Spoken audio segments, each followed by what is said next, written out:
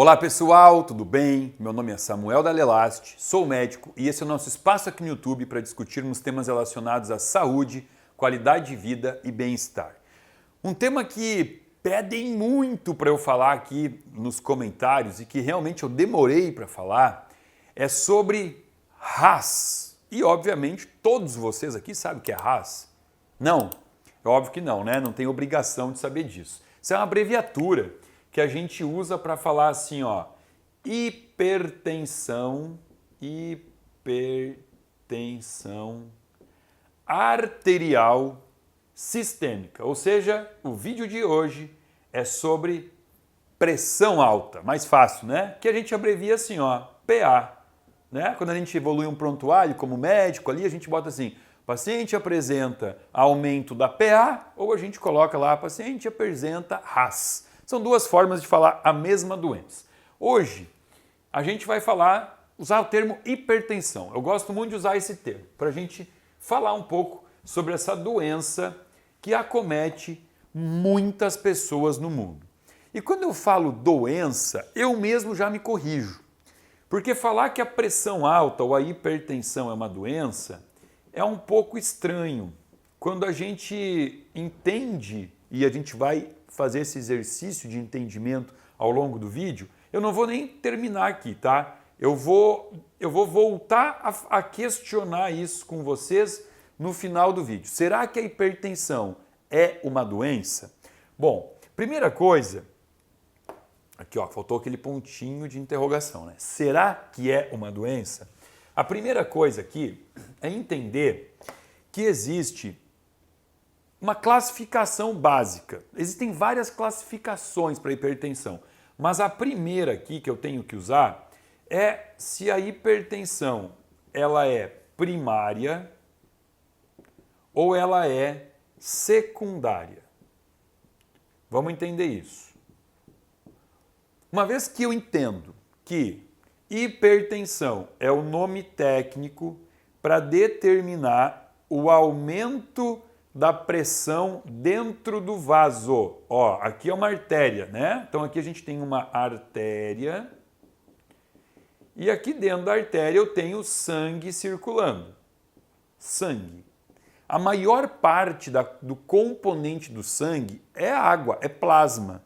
E eu tenho também células, que são as células do sangue, que compõem o tecido sanguíneo. Sabiam que sangue é considerado um tecido? Sim. E as principais células do tecido sanguíneo são plaquetas, glóbulos vermelhos e glóbulos brancos, né? Os glóbulos vermelhos são as hemácias, os glóbulos brancos os leucócitos. E as plaquetas são as células que garantem então que o sangue possa ter uma propriedade de coagulação, né? Por quê?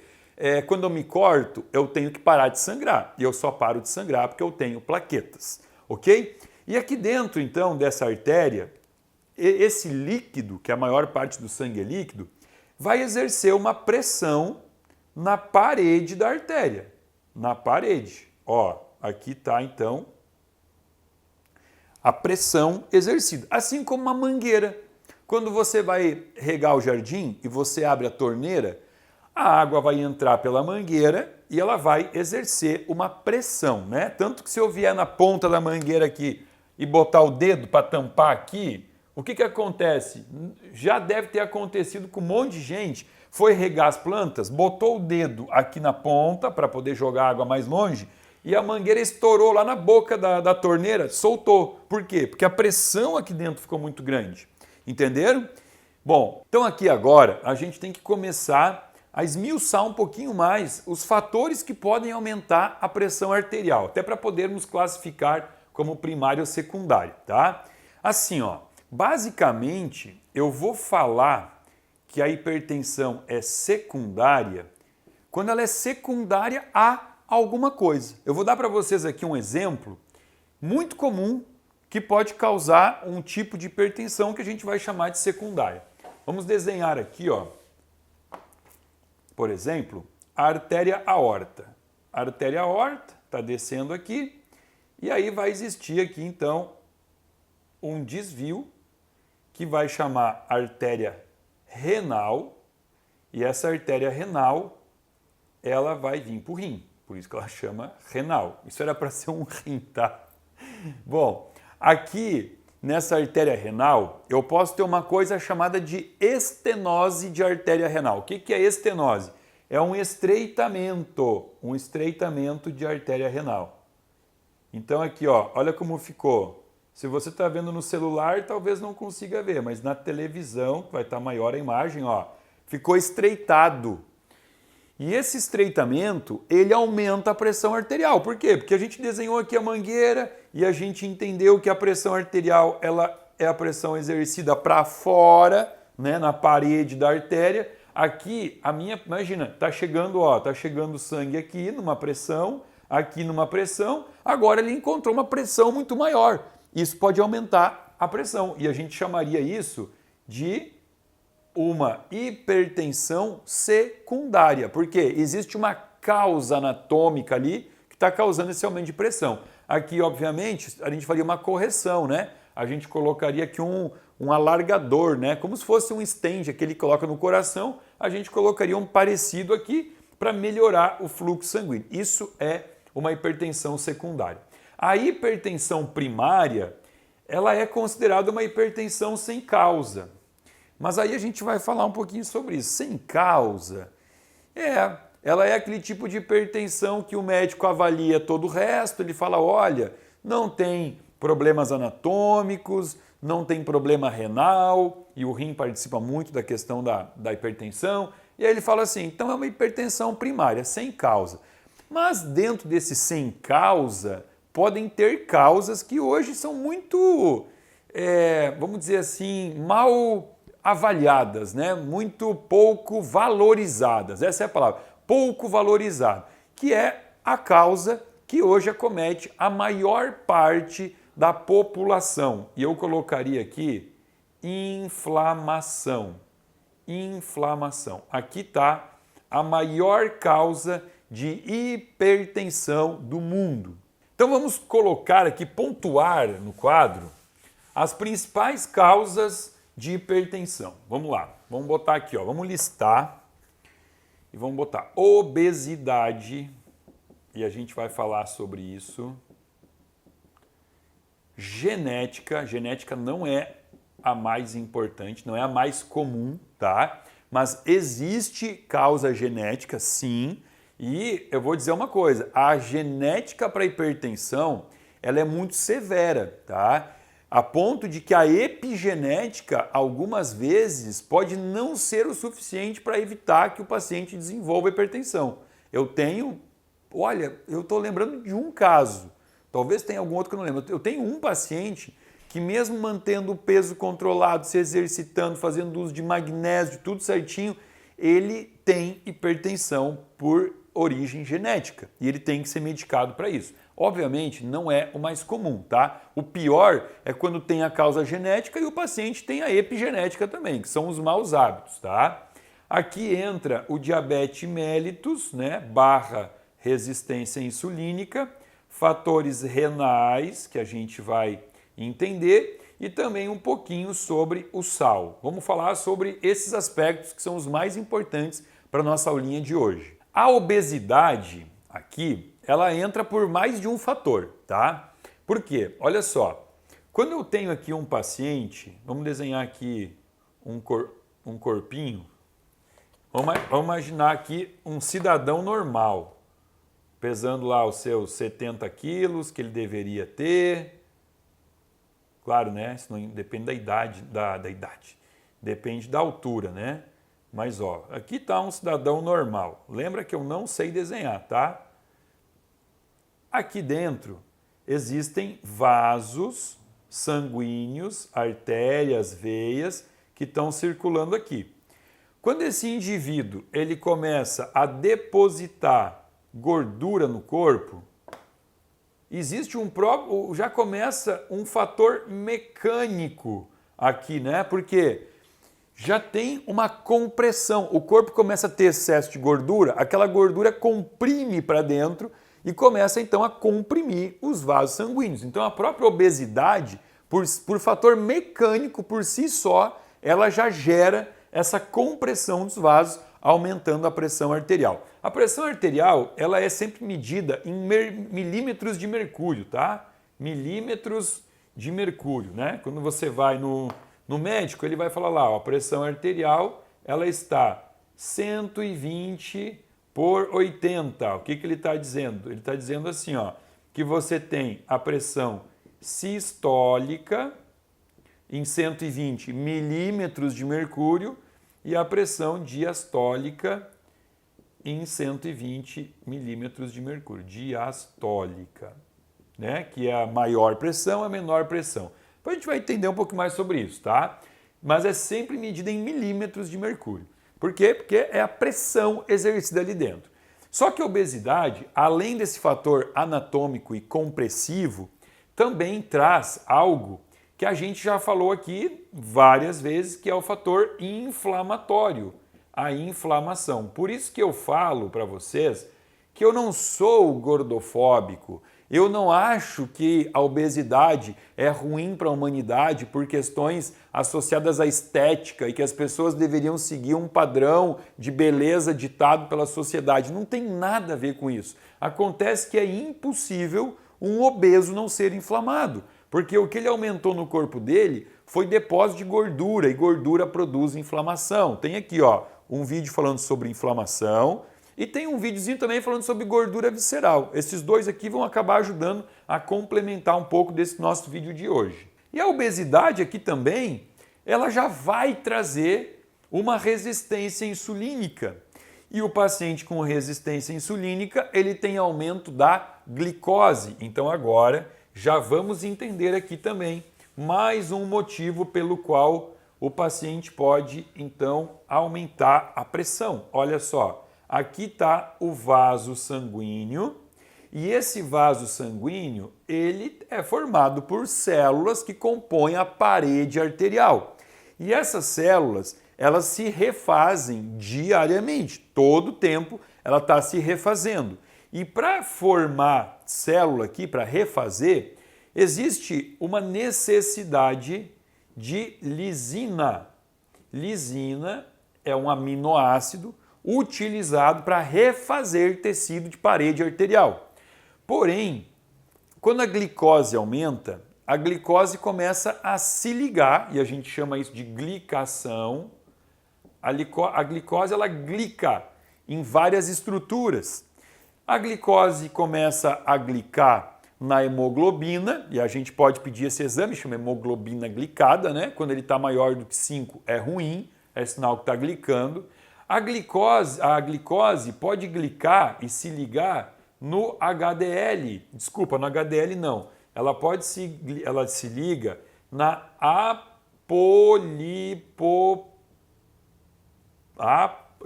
travou aqui, apolipoproteína A, que é a formadora do HDL. Então, se a glicose gruda na apolipoproteína A, não tem como ela formar HDL, que é o colesterol bom, né? HDL é o colesterol bom. Então, por isso que a gente encontra também no diabetes, na resistência insulínica, o colesterol bom baixo.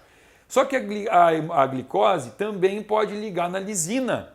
E quando ela liga na lisina, ela inutiliza a lisina e a lisina então começa a não estar presente na concentração adequada para formar parede arterial. E essa parede arterial então tem a sua renovação comprometida. E esse aumento de glicose que vai gerar a glicação, que está totalmente associado à síndrome metabólica, que também já tem vídeo aqui, ele vai gerar esse processo inflamatório silencioso, que é muito comum no obeso, e processo inflamatório vai ativar o quê? Vai ativar as células de defesa, que são chamadas de linfócitos.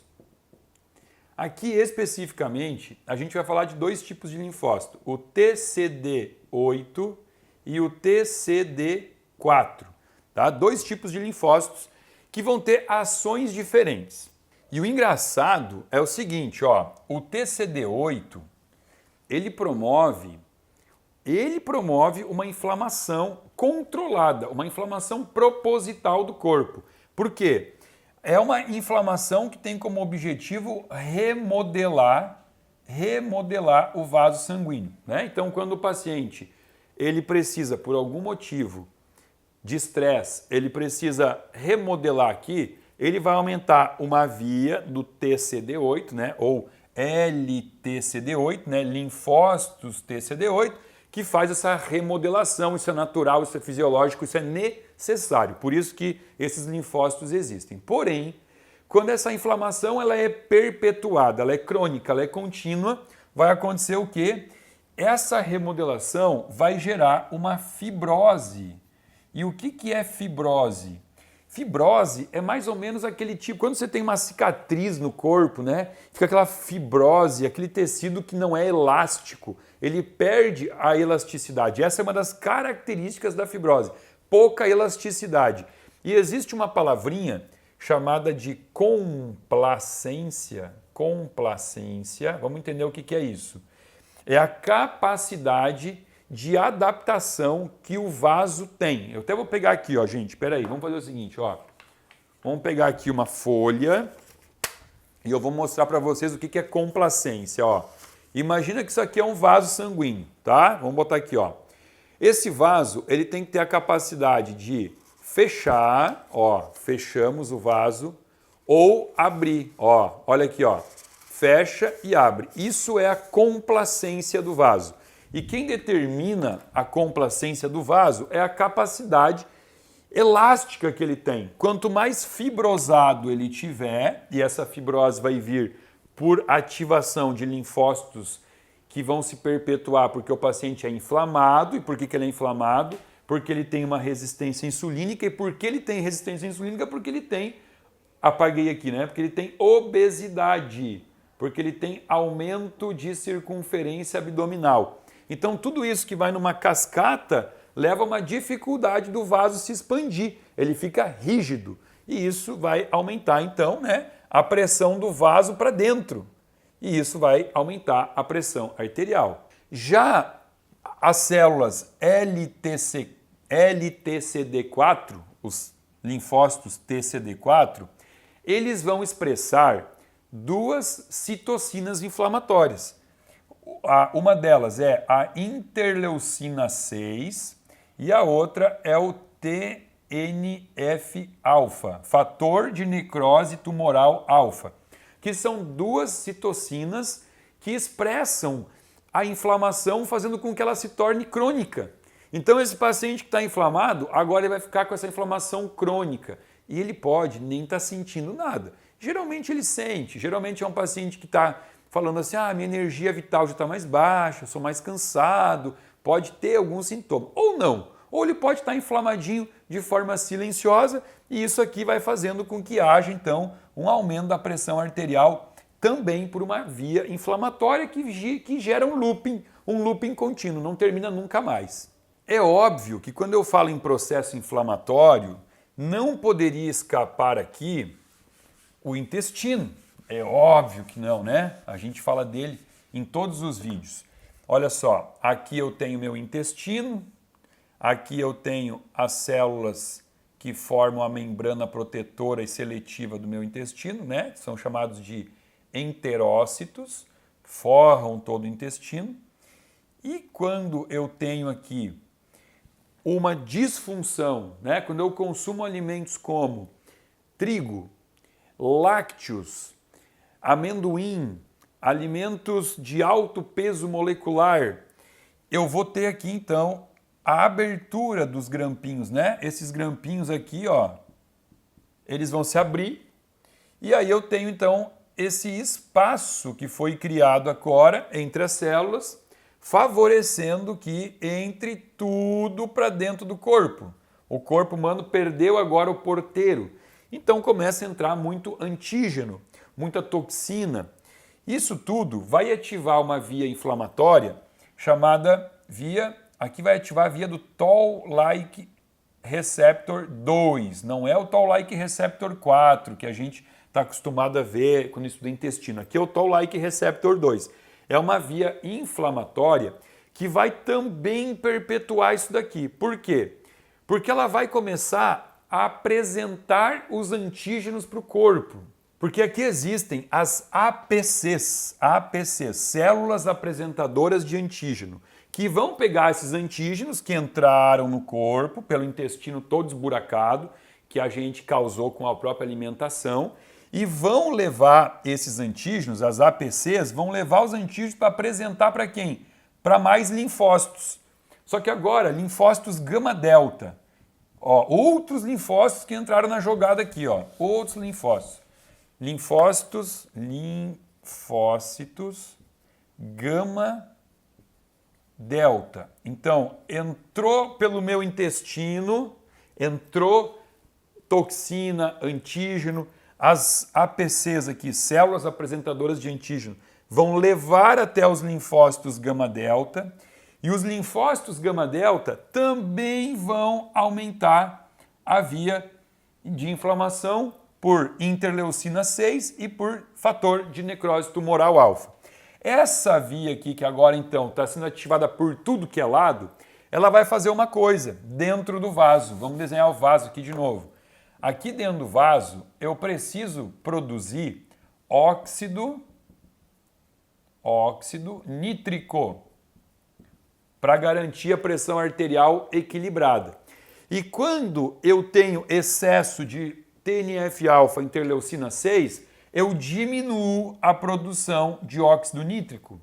E a diminuição do óxido nítrico dentro do vaso implica em aumento de uma proteína de fase aguda da inflamação chamada proteína C reativa ultrassensível. Existem dois tipos de proteína C. A proteína C reativa quantitativa, que não é a que mensura isso daqui, e a proteína C reativa qualitativa, ou chamada ultrassensível, PCR-U. Tá? São dois exames bem diferentes, PCR e PCR-U. O PCR-U eu mostro para vocês aqui em diversos casos clínicos que eu apresento no meu Instagram. Daí eu uso o meu Instagram. Aqui no YouTube eu nunca trouxe caso clínico. Até num futuro a gente pode começar a mostrar isso aqui. Mas o meu Instagram, se você acessar lá, bota aí, Fernando, para nós no meu Instagram. Se você acessar aqui nos destaques, tá vendo os destaques? Tem um monte de caso clínico aqui que eu mostro. E aí eu mostro como aumenta a PCR-U. E a PCR-U hoje é considerada uma das proteínas mais importantes para determinar risco de infarto, de aterosclerose, de trombose, tudo isso, entendeu? Então aqui por que ela aumenta? Ela aumenta por uma queda, uma inibição do óxido nítrico por um processo inflamatório que está ocorrendo no interior do vaso, no epitélio do vaso. Olha como as coisas começam a ficar bonitas, fáceis de entender, quando a gente desenha vai complementando tudo, né? E agora que a gente já entendeu todo esse processo inflamatório, agora a gente pode ir para o rim, tá? Por quê? Olha só, essa inflamação toda acontecendo no corpo, ela obviamente é sistêmica, ela é geral, ela é no corpo. E o rim, ele faz parte do corpo, ele está sofrendo com essa inflamação. O rim é um órgão que tem uma capacidade muito grande de gerenciar a pressão arterial, porque nele existe um sistema que a gente chama assim, sistema renina, angiotensina, aldosterona. Tá, não ficou bonito, não consegui botar tudo numa linha só. Renina, angiotensina, aldosterona. A renina que ativa a angiotensina que ativa a aldosterona. A aldosterona, ela é vasoconstritora, né? Então aqui está o vaso. Quando eu tenho aumento da aldosterona, ela diminui o vaso. Quando eu relaxo a aldosterona, ela relaxa o vaso. Esse é um sistema muito complexo e muito importante e determinante para controle de pressão arterial. Só que esse rim aqui, nesse processo inflamatório, ele começa a modificar a perfeição desse sistema que teria que funcionar normalmente e perfeitamente. E ele vai começar a trabalhar mais ou menos como se fosse... O rim vai entender essa inflamação e vai funcionar nessa inflamação como se fosse uma maratona, uma corrida, uma atividade física intensa. O cara que fez lá uma atividade de 21 quilômetros, ele fez uma meia maratona, ele correu, O que acontece quando essa pessoa corre? O corpo ele tem que cuidar para não desidratar, né? Então o que ele vai fazer? Pensa comigo, qual é aqui o oligoelemento que tem capacidade osmolar? O que é capacidade osmolar? É capacidade de levar água junto. O oligoelemento mais importante, o mineral aqui mais importante no corpo, chama-se sódio, que a gente abrevia assim, ó, sódio. Aonde o sódio vai, ele carrega água junto. Depois do sódio é a glicose, tá? Só para saber aqui, fins de informação. Glicose também tem essa capacidade de levar. É como se fosse um ímã. O sódio é um ímã da água. Onde ele vai, ele carrega água junto. Por isso que o sódio é tão falado no tratamento da hipertensão, né? Fala assim, não pode comer sódio, tem que tirar o sal, tem que tirar o sal da alimentação. É o que todo mundo fala, todo nutricionista fala. Tudo bem, tem que ter esse controle do sal, mas controlar o sal do hipertenso e só controlar o sal é um pouco de ingenuidade, porque o sal só vai ter problema no paciente inflamado, que foi o que levou à hipertensão. Então a gente tem que cuidar da inflamação desse paciente, tá bem? Porque como eu disse, essa inflamação, ela altera esse sistema aqui, ela aumenta a angiotensina. Ela aumenta a angiotensina para quê? Porque, como eu falei, é como se fosse um corredor, um atleta. Esse atleta não pode desidratar. Então a angiotensina ela vai elevar para diminuir a urina. Ela segura mais sódio e, portanto, a urina não vai embora. E deixa o paciente com mais água do que ele precisava, entendeu? Então tá, tudo bem, eu tenho todo esse polisculhambamento crônico, o paciente inflamado, e a única coisa que eu vou fazer é olhar para o salzinho dele, tirar o sal da dieta. O sal está aqui como a ponta do iceberg, né? Óbvio, se eu modular o sal, diminuir o sal, eu vou até melhorar um pouquinho aqui. Mas o que eu tenho que fazer com esse paciente é mudar completamente esse cenário de inflamação que ele se encontra. E eu vou ser bem sincero com vocês aqui, tá? Uma aula de hipertensão é uma aula... Por que eu demorei para fazer uma aulinha de hipertensão? Porque eu precisaria, no mínimo, de 6 horas para explicar para vocês tudo que envolve os mecanismos da hipertensão, o que é pressão oncótica, pressão osmolar. É uma coisa que envolve até física aqui, tá? E ficaria muito chato mesmo. Então, por isso que eu sempre fui empurrando com a barriga. E para escolher fazer uma aula sobre hipertensão, eu também poderia falar de diversos fatores, muitos outros fatores. Só que eu escolhi, então, para não ficar pesado, para não ficar chato, eu escolhi para trazer para vocês aqui a maior causa de hipertensão. O que é que acomete a maior parte dos indivíduos com a pressão alta? Então, agora, conhecendo isso aqui, conhecendo todo esse mecanismo inflamatório, a gente já sabe qual é a primeira coisa que tem que fazer. E começa a ficar feio, né? Porque fica redundante, fica chato o que eu falo aqui, porque o que tem que fazer é sempre a mesma coisa. É desinflamar o corpo, é eliminar a gordura visceral que existe nesse corpo, é melhorar o intestino desse indivíduo, fazer com que corrija toda essa parte metabólica intestinal que a gente chama de disbiose, tratar a disbiose. E como é que a gente faz isso? A gente faz isso, obviamente, não com remédio, não tem remédio. Aliás, o remédio, ele já diz, né? Ele remedia. Então, se eu tenho um paciente com a pressão alta, eu dou um remédio para ele, eu dou uma losartana, um captopril, enalapril, propranolol, eu estou tratando, eu estou curando? Óbvio que não estou curando, porque senão chamaria curédio, de curar. E não é curédio, é remédio, de remediar. É de ficar mascarando isso, o paciente fica achando que ele está tratado, mas ele não está tratado, né? Ele não curou, porque se ele está curado, ele pode parar de tomar. E se ele parar de tomar, a pressão volta a subir. E quais são os problemas de uma pressão subir? Nossa, vários, né? Pode ter doenças hemorrágicas no cérebro, né? Um acidente vascular cerebral hemorrágico. Se tiver, por acaso, um aneurisma de aorta, um aneurisma de alguma artéria cerebral que o paciente nem sabe que tem, porque nunca fez exame, isso pode romper, isso vai causar uma hemorragia, né? Então, assim, são diversas as patologias que o paciente com aumento da pressão arterial pode ter. Aliás, eu vou fazer um vídeo complementar sobre isso para vocês, tá? Falando um pouco mais sobre os perigos, o que pode acontecer quando você não cuida da tua pressão. Porém, hoje, o vídeo foi muito além, né? Não é você descobrir os perigos, e sim saber o que fazer para não ter esses perigos, para não correr risco de vida, porque a pressão arterial aumentada pode sim colocar a tua vida em risco. Então eu espero que esse vídeo tenha sido esclarecedor. A partir de agora, se você é hipertenso ou conhece alguém que é hipertenso, uma hipertensão primária, né, não a secundária, o que você tem que fazer? Você tem que fazer o beabá.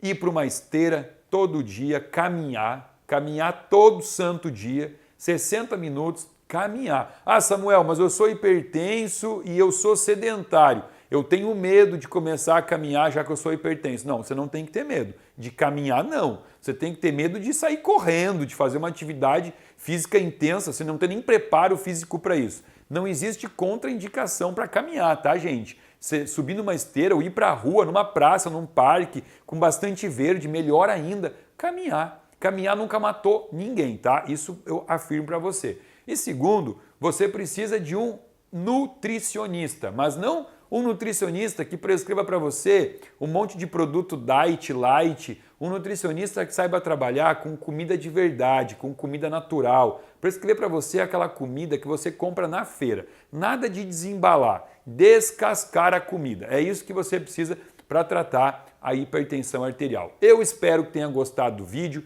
Se gostou, dá um likezinho, compartilha com os amigos, principalmente com os amigos barrigudinhos. E vai ser fácil, hein? Porque eles estão tomando conta do mundo. Estão sendo a maioria hoje, tá? Se você ainda não está inscrito na minha lista VIP, se inscreva. Abaixo desse vídeo tem um link que você pode acessar e fazer parte de um grupo de pessoas que recebe conteúdo gratuito e exclusivo semanalmente aqui no meu canal. Fica aqui o meu muito obrigado.